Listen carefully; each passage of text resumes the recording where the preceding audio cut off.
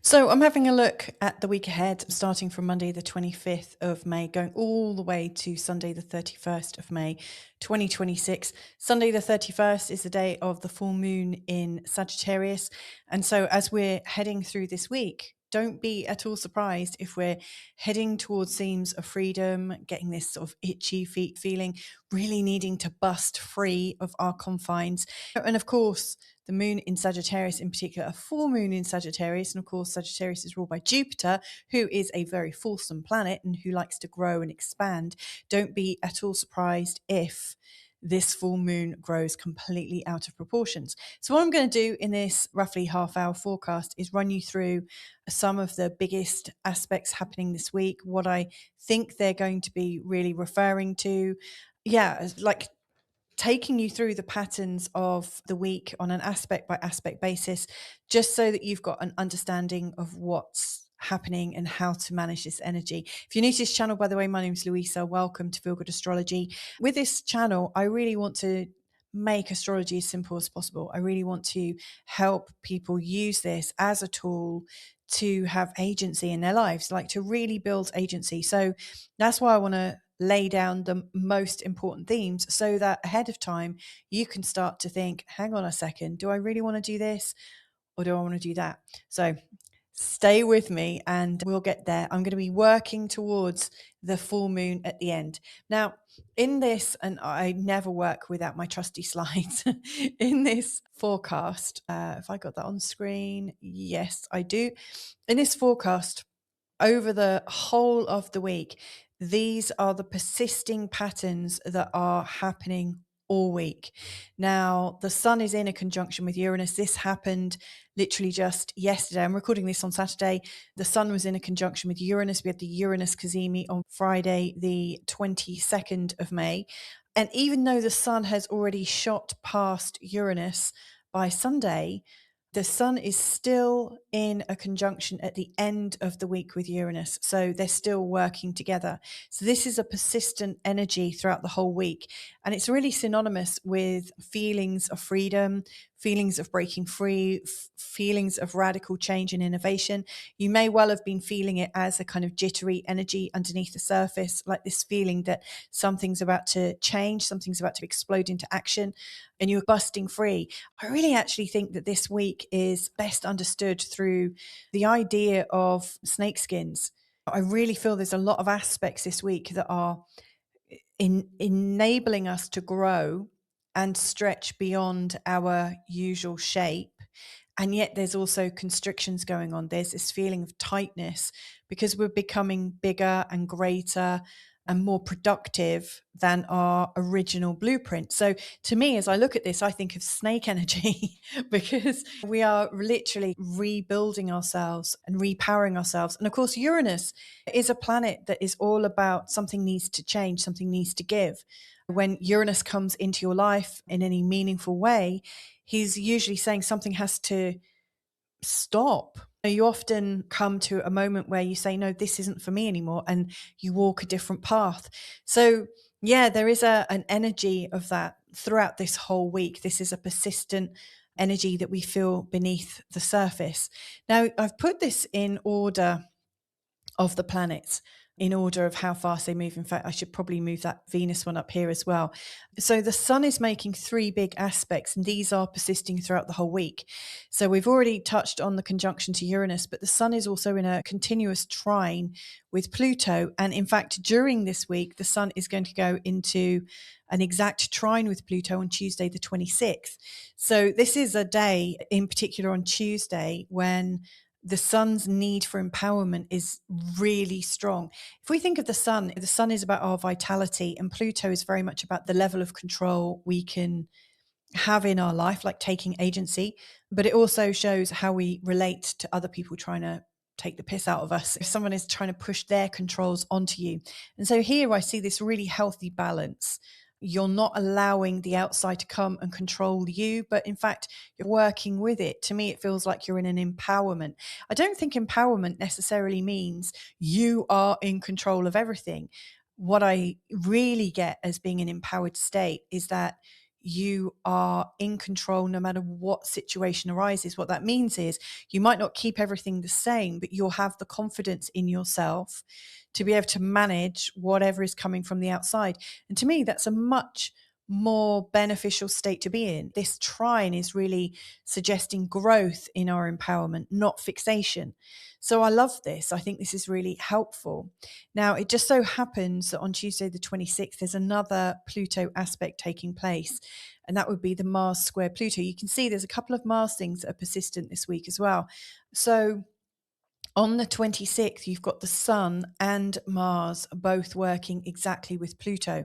So we've got this empowerment trine, but we've also got this testing Pluto square to Mars. Now, this is going to be felt very much by Aries and definitely by the Scorpio energy. So for instance, if you've got Aries rising or Scorpio rising, you'll definitely feel it. If you've got your sun or moon in Scorpio, again in Aries, Scorpios are more likely to feel it because Scorpios are traditionally linked to and ruled by Mars and Pluto. So having both of your rulers in a square is frustrating. There's this feeling that things are out of control, like there's this growth, there's this kind of power struggle going on. So it's interesting, we've got this empowerment energy going on at the same time when we might be reeling in our own power struggles. But this is us coming into our power and acknowledging where we've got suppressed power, acknowledging where we've got suppression, where we've needed to find some grace because of something going out of control. This can show up as a territorial dispute. This can be quite volatile. This really shows us our relationship to the underworld or our relationship of vitality to anything that seems beneath us, difficult to control, ultimately powerful, or something that feels maybe kind of evil. Now, not to say that Pluto is all of the evil in your chart. I don't want to make that assumption. Pluto is the god of the underworld, though. And so wherever he touches, he is bringing you face to face with the shadow, the struggle, that feeling of something being finite and coming at you, because he does represent the underworld. And ultimately, none of our bodies are going to survive this experience, are they? We might consider where our survival is heading. Have we got something going on about our survival right now? Is there a theme that's coming up for you where you're thinking about the survival of you or your children? What happens to you after you die, for instance? What will become of the people you love? Anything where you don't have any control but would like some agency. All of those things are likely to come up. And in particular, if you're feeling pressure coming from an outside source, that's also likely to really figure in this week. I also think of it as being cut away from the umbilical cord. Once that cut is made, once we are fully born and we're separated, there's that, oh, I'm separated. Now, obviously, I don't think babies do recognize that. I mean, I've had 3, I've not noticed any of them go, oh, I'm separated. However, it is significant. To me, this feels like there is a separation, not to disempower people, but to recognize that we are fully complete. We are a person. We have everything we might need. We might not actually physically have what we need, but we might mentally be born with the resources to grow and learn. So to me, this is our capacity to survive. And so Pluto in many ways is putting us under pressure. And then at the same time, the sun in the trine is reminding us that we really do have agency. We really can find our feet. So this as a storyline going through the whole week is very strong. These are very strong themes of survival. Now, we've also got the sun in a sextile to Neptune all week, and this is helping us to tune into our inner spirituality. This is reminding us that we're not just flesh and blood. We're not just our bodies, and we're not just our money. We're not just our rational function on this planet. We're so much more than that. And so this sun in a sextile to Neptune is reminding us that we have a spiritual purpose as well. We've got a lot of the ingredients here for an epic week, haven't we? Have we not? We've got the ingredients of survival, potential struggle, potential to recognize where we've suppressed our own power, with the release of our power, with acknowledgement of our agency. And then we've also got the link up between all of that with a spiritual sort of underlying theme. So this is a spiritual empowerment or re-empowerment. This is us stepping into our agency as an act of beauty, as an act of maybe gratitude to God. You have your body. You might not believe in God. It's almost recognizing your innate sovereignty is an act of gratitude to the divine. I really do think this is quite a special week, in fact. As we go through this week, we've got some other things coming up. And so I love the fact that Venus is in a trine with the North Node, because Venus in a trine with the North Node over here is reminding us that all is well, ultimately. Venus is about our relationships with people, but it's also about our sense of good, our sense of, do we have enough? Our sense of enoughness would be quite a good word for it. And in the trine with the North Node, it's really reminding us that actually everything that's happening right now is putting us in the right place. Even if it doesn't quite feel exactly as we might expect, it feels like everything is lining up as it should be.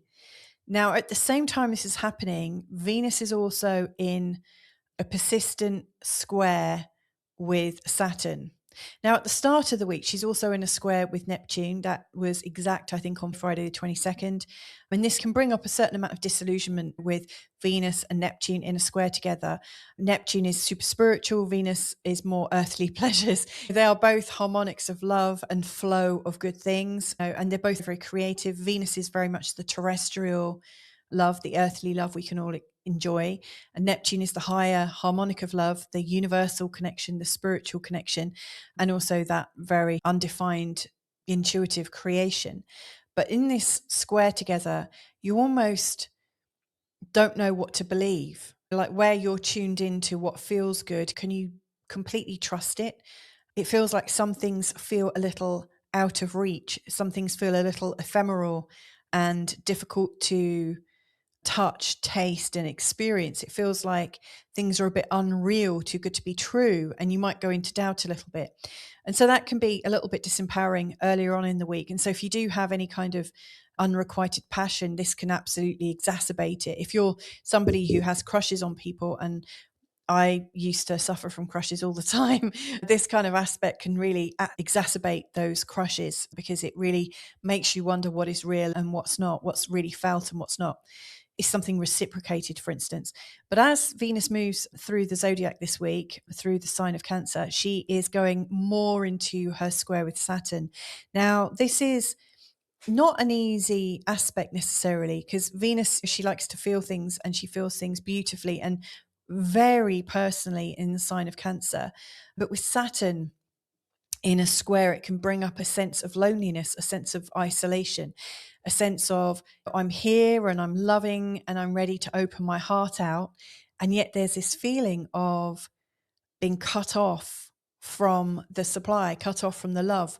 It's a very strange sensation. If you've got Venus and Saturn in a possibly a conjunction, but definitely a square or an opposition, you'll know what I'm talking about. Here, Venus starts to wonder if she's good enough. So these themes of disillusionment and doubt about whether somebody reciprocates with Venus and Neptune square, added into the wondering if you're enough with the Venus and Saturn square, they're likely to be micro themes just in the background that you might pick up on, especially if you've already got a recipe for this that's working in the background of your mind. Then this could absolutely bring this to the fore. Now, there are other things also going on for the whole entirety of the week. For instance, I've already mentioned him.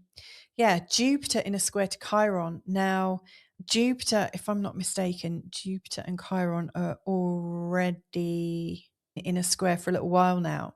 So it's not exact, but it's applying. Jupiter is getting closer and closer into this square with Chiron. Now, Jupiter really brings up our levels of expansion, also brings up our feelings of faith, also gives us confidence in ourselves. And Jupiter in Cancer, I think, has brought up some real sensitivity and has really brought us into a sense of wanting family balance, wanting a sense of security, like emotional security, a sort of connection, a feeling of lovely connectedness with the people that we love. And Jupiter is really prepared to put a bit of work in to expand that in the sign of Cancer. He's very loyal here. And as he comes into this square with Chiron, Chiron's just in the last couple of degrees now of Aries, and it will be going into the sign of Taurus on the 19th of June. So he's right at the end of a particularly spiky and hurtful story. Chiron in Aries really brings up identity wounds. And if you're born in the Chiron in Aries generation, which I am, you'll understand exactly what I'm talking about, because this is a wound of identity where maybe you don't feel right in your own skin, or people don't like you because of who you are or how you look. And maybe you've experienced all of those, even though they're different things. This brings up a wound of our identity and how we identify ourselves. And Chiron's right at the end of this. And so this square between Jupiter, the promise of connection within the family and the promise of that feeling of security, which you might be looking for, is really also made difficult because you're reminded of your own identity wound. And so this is a theme that's coming up not just in this week, but beyond this week for a little while. So it's not going to hit you really hard you're not going to feel the full force of it in this week. But that is also something that's going on. And one of the things that these squares are doing, because we've got these big squares in particular, there's also the sun is in a square to the North Node quite a bit this week. We've got Mars in a square to Pluto. We've got Venus in a square to Saturn. And now we've got Jupiter in a square to Chiron. All of these squares are frustrating us, but they are not without purpose. They are here to help us grow.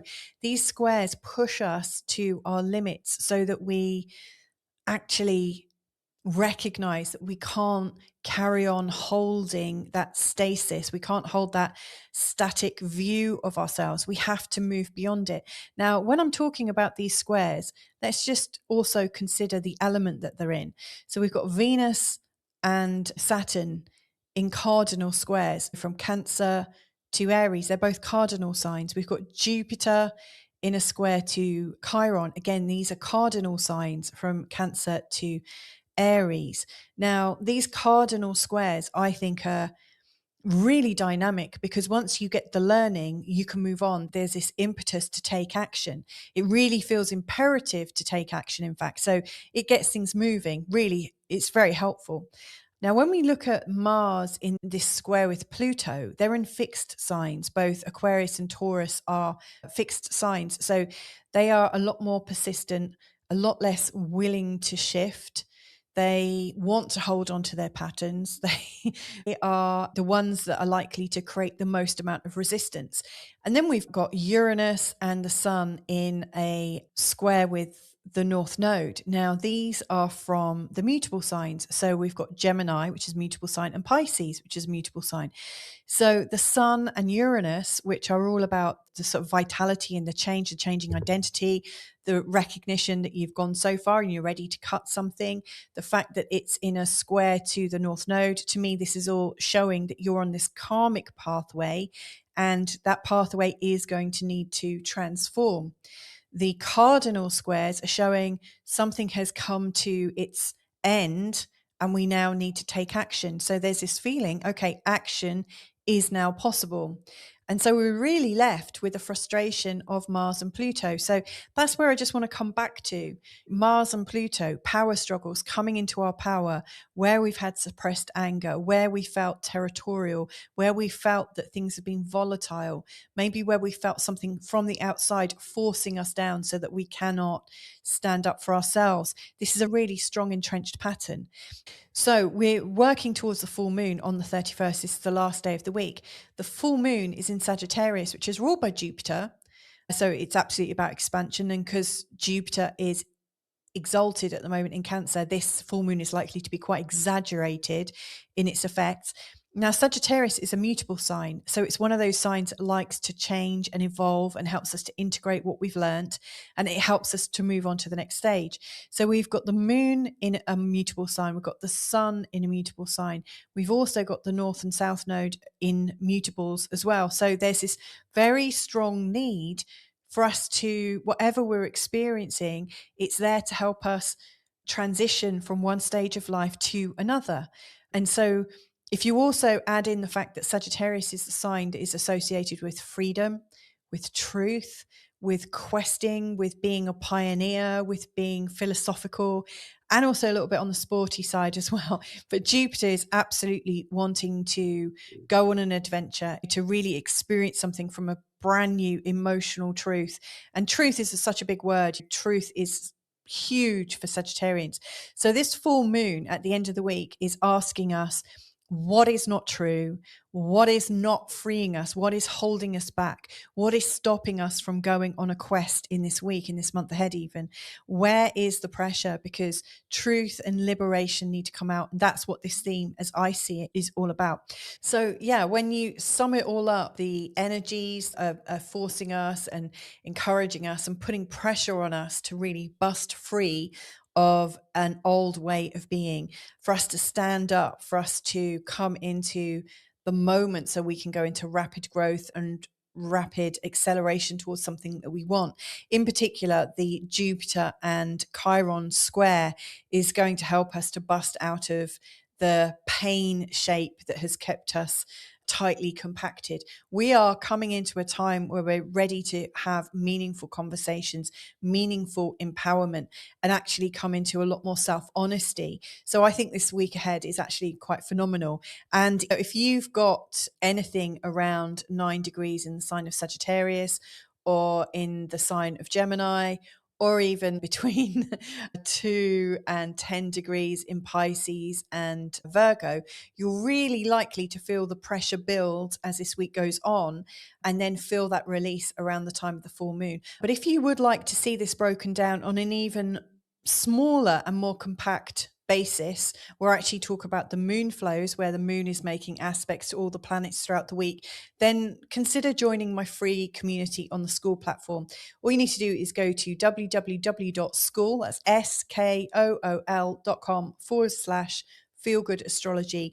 And you'll see that there are 5 updates every week where I take you from Monday right the way through to Sunday to give you an even deeper look. So wishing you a beautiful week ahead. I hope you have a phenomenal one. I'll be back in a couple of days with a full moon update, but take care. Allow yourself to break free. This is a really critical time. Lots of love. Bye for now.